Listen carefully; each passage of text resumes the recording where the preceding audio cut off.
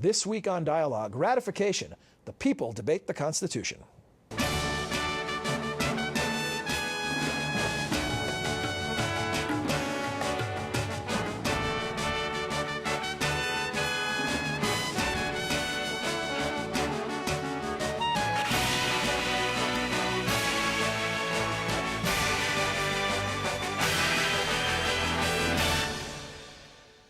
Welcome to the Woodrow Wilson International Center for Scholars in Washington, D.C. I'm John Molesky.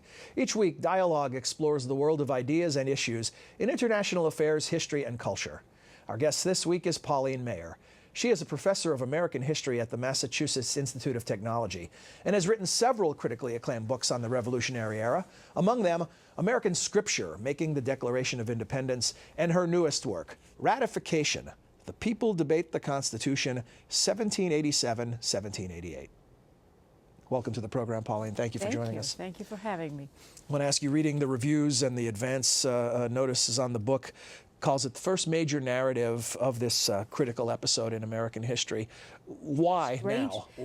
Well, because we never had the documents readily available before. It's worth asking why there are shelves of books on the Federal Convention, but there has really never been a major narrative until now on the ratifying conventions.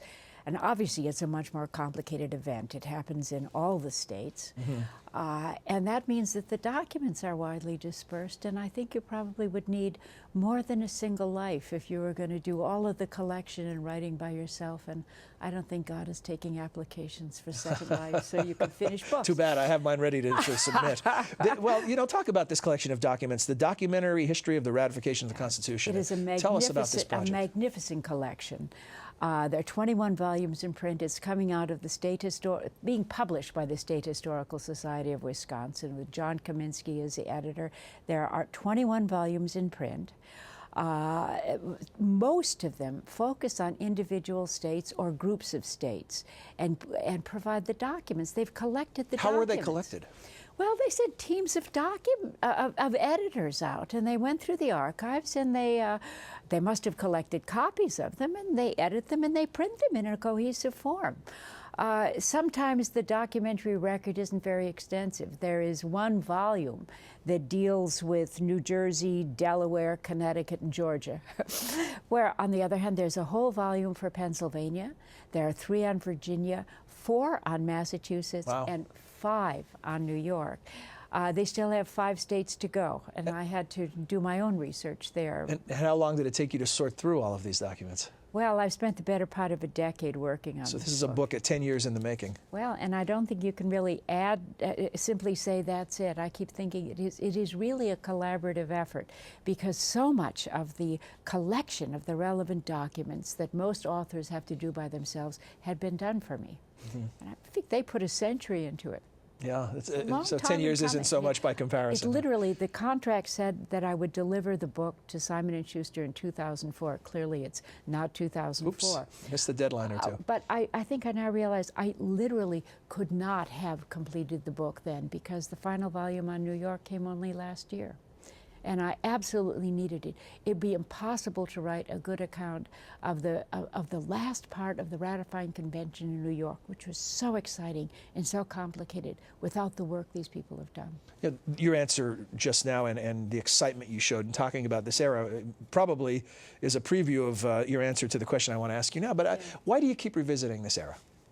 Well, we keep revisiting it because we understand it's foundational. I mean, all of the institutions under which we are governed, or at least the federal government under which we are governed, was designed in this period. And I think we also have notions that there was a kind of a myth, and we have the notion that there was a kind of a wisdom and insight that we would like to preserve and to go back, and that it is informing us. I think actually this is particularly with the Federal Convention, but these ratifying conventions are enormously exciting, if only because they show us what it was to be a citizen of the Republic in the early eras. I mean, the book isn't, the book and the documents aren't exclusively on the conventions, although they supplement the flawed published debates in such a way that it's possible to write on the conventions now. but the documentary history actually set out to document a broad public debate. And ratification of the Constitution in 1787 and 1788 was the issue in the country. And they show it was argued about in people's homes. They give us a wonderful account of one at a house in Biddeford, Maine, where women were all involved. Women were supposed to be interested in, were not supposed to be interested in politics. Forget it. I mean, how could they not be interested? It was important. They have street fights. You know, they go, or they get into the deliberations in individual towns. I mean, they give us a picture of America in 1787 and 1788. But before I ask you about some of the details of the narrative, I want to ask you another general question just about your approach to writing this type of history. And you reference Barbara Tuchman, and you talk about this notion of how you build suspense when you know where the story is going to end. Could you talk to us about, first of all, tell us who Barbara Tuchman is and why she's important to you? And Barbara Tuchman was a very successful, popular historian. And I happened to hear her speak when I was a graduate student. I don't think she had a lot of respect for academic historians, but she did give me this. Well, there is this notion out that professors can't write, that they write these dull, ponderous, heavy books that nobody wants to read. It isn't. And always, some do, I guess, guilty as charged in some cases. And some of these dull, ponderous books inform others who write books which aren't dull and ponderous. They found the exciting parts. Which yours isn't, by the way. Well, I hope not. I hope not. But she said that you could build tension in telling a story, even if people knew the outcome, if you did not mention or even allude to the outcome until you came to it at the proper point in your story. So it's almost a time travel. Right. Put yourself in that place, forget what you know, and just follow the story. Well, you have to start forgetting. As I ask my readers, please start by forgetting everything you know and go back to a period where even the Federal Convention hadn't met. I don't cover it, but I do have a prologue where I talk about, try to look at the background of the convention and of the Constitution, of course, through Washington's eyes. Tell us about your decision to start there. You start with George Washington receiving a correspondence. Well, you can't start. I realized the heart of the book is September 17, 1787, when the convention adjourns, and September 13, 1788, when the Federal Congress says the Constitution has been ratified and adopts rules for the first federal elections.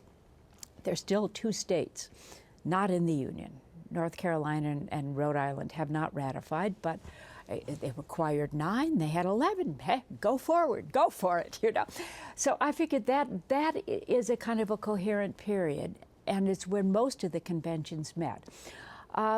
But you can't just say, okay, now we're debating the Constitution. Well, what's this and why you had to know something about why it was important. Or why did we have this Constitution? Where did it come from? So I thought, what would be a good way of doing it? And I discovered, again, we live in an age of published documents, that Washington's papers for the Confederation period had been completely published. And they hadn't the last time I looked. And I started looking at them. It was a wonderful focus. And he was, of course, extraordinarily important. I start with his getting a letter from Edmund Randolph, the governor of Virginia, telling him he'd been elected to the Virginia. Pulling him out of retirement. Yeah, and he absolutely did not want this. He tried to get out of it. And actually, Randolph, with a little help, I think, from James Madison, who was in the legislature, played Washington, I think, like extraordinarily good trout fisherman. I mean, he said to him, "Oh, General, you really don't need to resign now. The legislature is about to dissolve. They're not going to choose somebody else. I can choose somebody later. Things aren't going too well. Crochet's rebellion, there were all these rumbles from the north. Maybe things will get so bad that any other consideration will seem pale next to it. And you can wait a while." Washington had a stature in the United States at this point that was comparable to that of nobody else. And if Washington was associated with it, all of a sudden the event was worth thinking about. You've got momentum. Yeah, so states that would have said, no, we don't have to do this. And to put this in a proper context, you described the Constitution at this stage in its life as a proposal, simply a proposal. It wasn't even a proposal yet, because at this point the convention hadn't even met. So the question is, should he go? And through his decision whether or not to go, for which I believe he was genuinely immensely reluctant, I was allowed to look at his correspondence with others and to talk about the state of the country and what people were thinking had to be done. What kind of a government would have to be designed which would fix what was broken? And finally decided to go, and I end the prologue with Washington finally getting on his horse and going off to the convention. And then the convention happens between the prologue and chapter 1 when everybody's going home. Lots of books on the convention. Where is the country then after the convention, after the part you skipped, that when we start out this year, this pivotal year? Right. How united or divided is the country in its vision around this document? At that point, I think when the convention adjourned, they sensed there certainly wasn't going to be an easy ride. For one thing, 3 members of the convention had refused to sign. Remember, 55 people went to the convention, only 33 signed. Now, some of those people just disappeared. I mean, George Wyth's wife was sick, and he went home. That happened. Somebody went to New York for a duel. I mean, Some wasn't protest, it was just a natural attrition. But then there were those who stayed through the whole of the convention and made important contributions but refused to sign at the end. Others like Luther Martin or 2 of the 3 New York delegates went home in disgust because, after all, the convention was only authorized to propose amendments to the Articles of Confederation. What did they do? They said, no, that's hopeless. We're going to write a new government. They start immediately with the Virginia Plan, which is a design for an entirely new government, which would be ratified with a different procedure than that by which you ratified amendments to the Articles. So this was in some ways a revolutionary act. I like to say, suppose now that Congress called a meeting of state representatives to discuss the financial crisis, and what this meeting said was, the real problem's with the government. We should junk the Constitution, and have we got an idea for you? Would we give them the time of day? I can't imagine. I don't think so. But if Washington was there in favor of it, we might. We could bring him back. And this was 200 years ago. Well, let's this notion of contemporary standards. Yeah. When you hear people invoking the Constitution now with such certainty that they understood exactly what was meant, and there's a clarity, and there's no debate or dissension. Well, what do you think when you hear whether it's a Tea Party member or anyone else? The Constitution itself isn't altogether clear. I mean, this is part of the opposition's argument, that they said there are ambiguous phrases, and they should be made clear. That's the point of a Constitution. Anybody should be able to read a Constitution and know what it means. Mm-hmm. This is an admirable position. And so when you hear people today, you think they're misguided when they think they can talk about this in such a almost linear or singular way? There's enormous debate over it. That's absolutely sure. And the idea that it was of divine origin, or that it's a sacred text. Well, not in 1787 and 1788. It was more of a punching bag. And go back one step, at the end of the convention it becomes very clear that not even those who would call themselves its friends thought that it was perfect. Look at the end of the convention. I mean, there are 3 who didn't sign. Franklin says he has great reservations about it, but maybe I'm wrong. Sometimes I found out after a while I'm wrong. We should doubt a little of our infallibility. Wonderful advice to a country that's often a little full of itself. Gouverneur Morris says, all you cable hosts listen to that. Listen to Ben Franklin. And Hamilton says nothing is further from my idea of what we need, and even Washington said, I wish it were more perfect. What they said, this is the best we can get under the circumstances. What were the most contentious issues? The mythology is this is Federalists versus states' rights is the main crux of the debate. Well, there's a big issue over that. But many of those who feared the Constitution, and there was genuine fear that this was going to establish a tyranny like we fought against in the Revolutionary War, But often it comes from looking at specific provisions. And the biggest issue should not be a surprise to us. It isn't our biggest issue, but it was their biggest issue. No taxation without representation. They said the representation of the people was poorly provided for. The phrase in the Constitution says there shall be no more than one for every 30,000 people. What it meant is that, and it was left in the hands of Congress, that it could be one for every 50,000, be one for every million. They were free to change they said, the formula, yeah. Why not say there shall be one for every 30,000 until the population grows to a level where, and then you have to decide what size you think the House of Representatives would become, untenable. Or here we sit in the District of Columbia where there still isn't a vote for So they taxation. keep telling me, yes. Yeah. And then, of course, if the representation was inadequate, why should Congress have wall-to-wall taxing power? Which the Constitution gives Congress. Article 1, Section 8, Paragraph 1, they could raise taxes and excises, there is no form of taxation which is denied to Congress. Well, here you get back. What about the states? Shouldn't some revenue have been reserved for the states? And the argument was, well, Congress will just use all of them. The states will be bled white. After a while, people will say, what's the point? Who needs these? That we were going to have a highly centralized or consolidated government. You mentioned already some of the best-known founders. You've mentioned Washington and Madison and others, but your book tells the story of people whose names we don't know. Yes. Tell us about some of those characters who are... Oh, yes. I think this was the really joy of the book. We hear about, the usual suspects over and over, and there are big, thick biographies written by very good writers on many of them. I guess what I love most was discovering, well, some who are maybe another tier. Some of those are somewhat well known. I mean, James Wilson in Pennsylvania, an immensely arrogant man who was also brilliant. I suppose maybe arrogance, sometimes they go there's together. Some basis for it, is a little less obnoxious. Right. Maybe it's still obnoxious and not a good idea. He's worth tolerating because of his brilliance. But certainly he was very interesting to read his speeches. Is there someone you discovered who you nodded? Yes. Look, how do you organize a book that wants to tell a clear story about an event that happens in 13 different places, sometimes simultaneously? Right.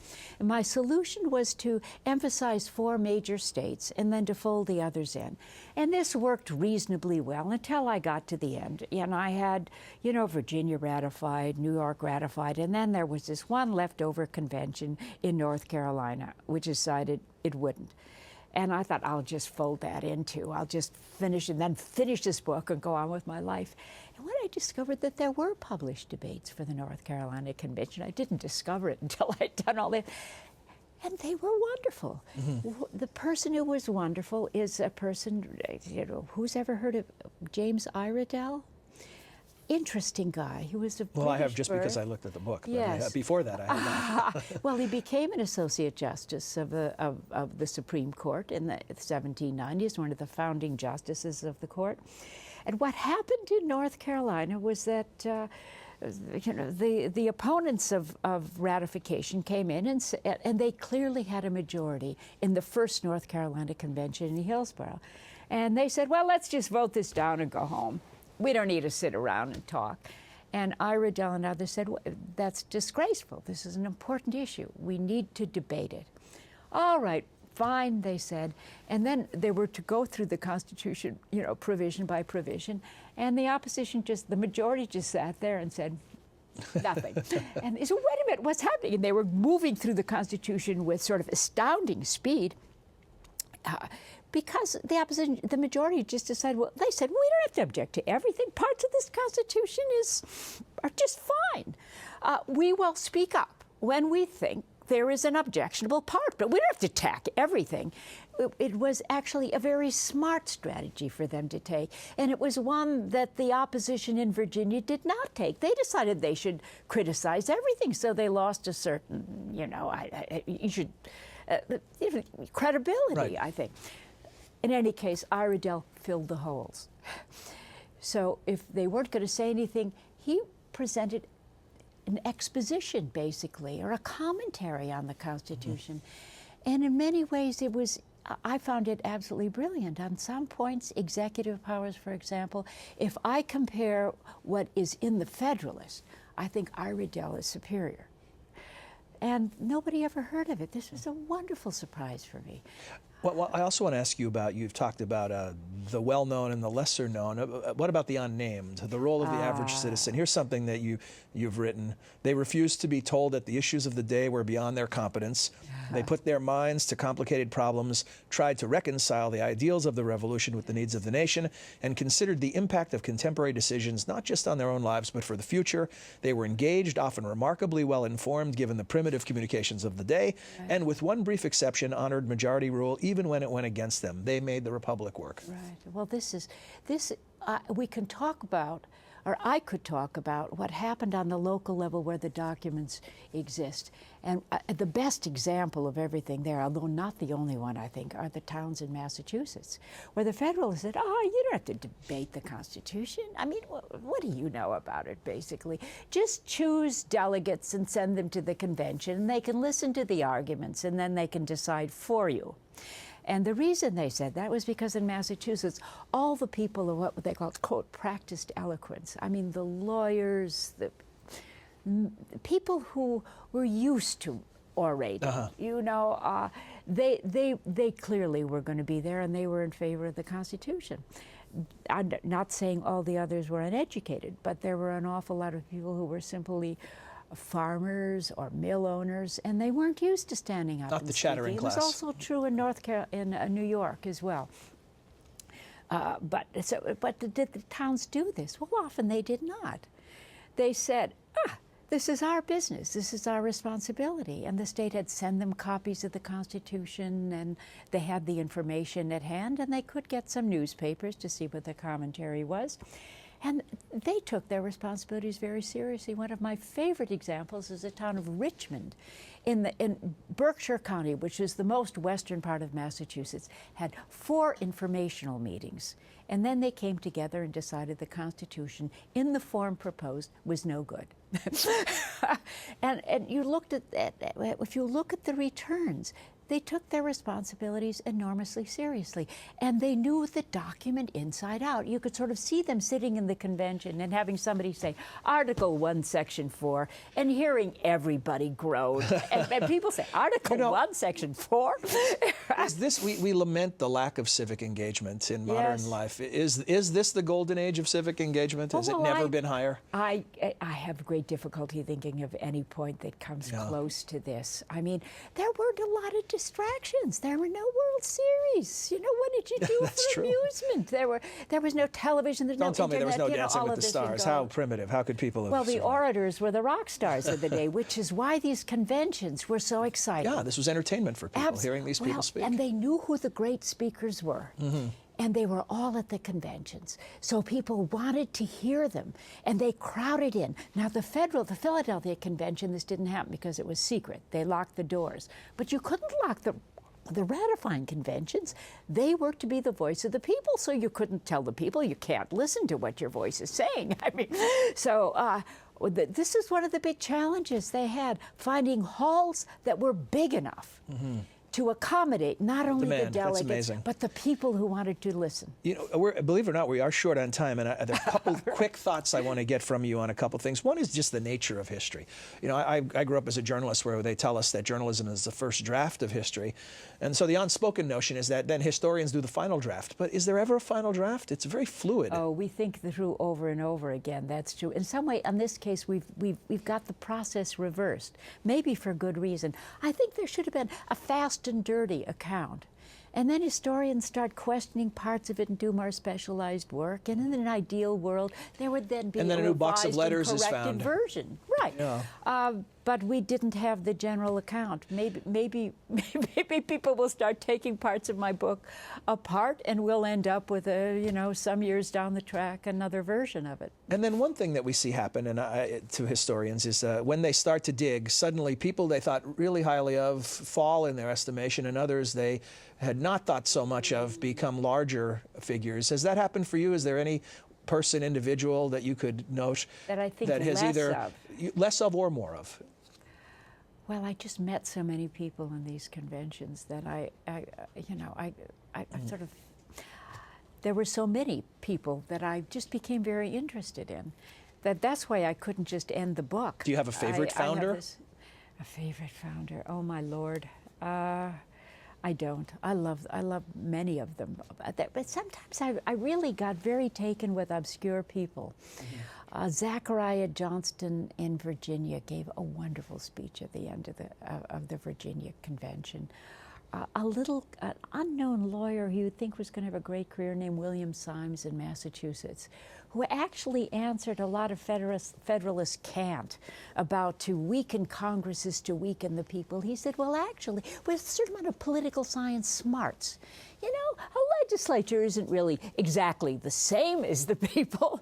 And can you really say that everything elected legislatures do reflects the people's best interest, that an institution is different than the people themselves?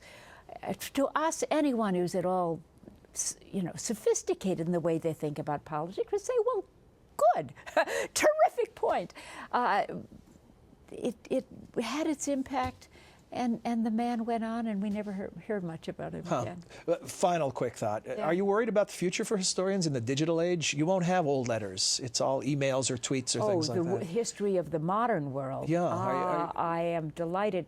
I won't have to write it. I think it's a terrific problem. It's going to be more difficult, isn't it? The joy of writing the history of an age where people wrote letters to each other. I mean, on the conventions, I learned things. How could you have done it without them? I couldn't, because they tell each other not only what's going on the floor, but what's going on off the floor.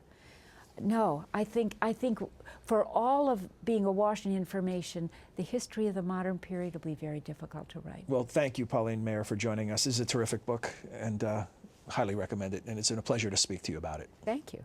In addition to thanking our guest, I want to tell you we'll return next week with another edition of Dialogue. Until then, for all of us at the Wilson Center, I'm John Molesky. Thanks for joining us. We'd like to hear from you. Please send your questions or comments to dialogue@wilsoncenter.org. You can also follow us on Facebook. Search Dialogue Radio and Television. Our host Twitter feed is twitter.com/John Milewski. Dialogue is a co-production of the Woodrow Wilson International Center for Scholars and MHZ Networks. Dialogue is available via broadcast, cable, satellite, and telco on MHZ Worldview throughout the United States. To see how to watch where you live, visit www.mhznetworks.org.